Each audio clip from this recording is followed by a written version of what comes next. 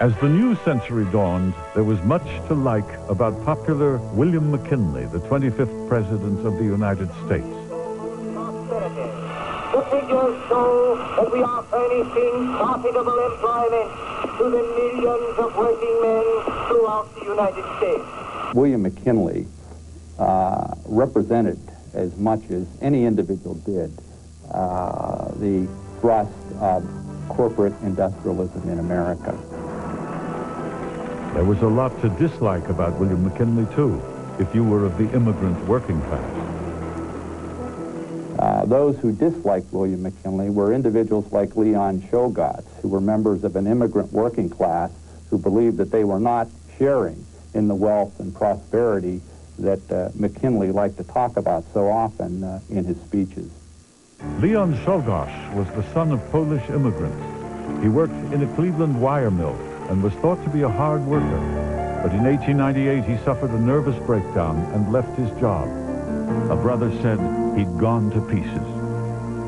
Kogosh heard a speech by Emma Goldman, the anarchist, and he was electrified by it. He was electrified particularly by her words which stated that all world leaders should be eliminated. But Leon Shogats was too crazed even for anarchists. Fellow bomb throwers were warned to steer clear. Despite what had happened with Lincoln and Garfield, McKinley did not seem to fear for his safety.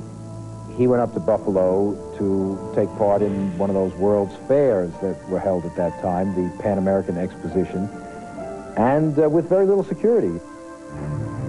On September 6th, Shogats, carrying a fancy revolver and a white handkerchief, waited at the exposition. McKinley arrived. He was to give a short speech, and then he was to have an audience with the public.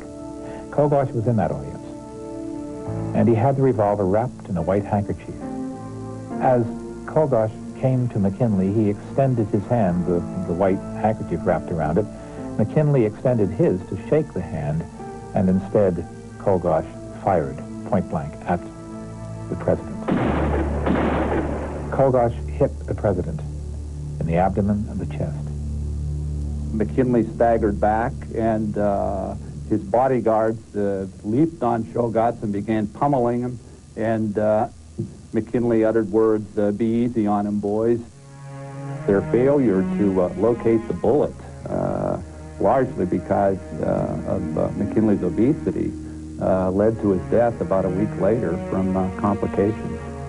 When McKinley died, Shogats, of course, was arraigned on first-degree murder charges, and after a very swift trial, the trial was over in 8 hours, was sentenced to death.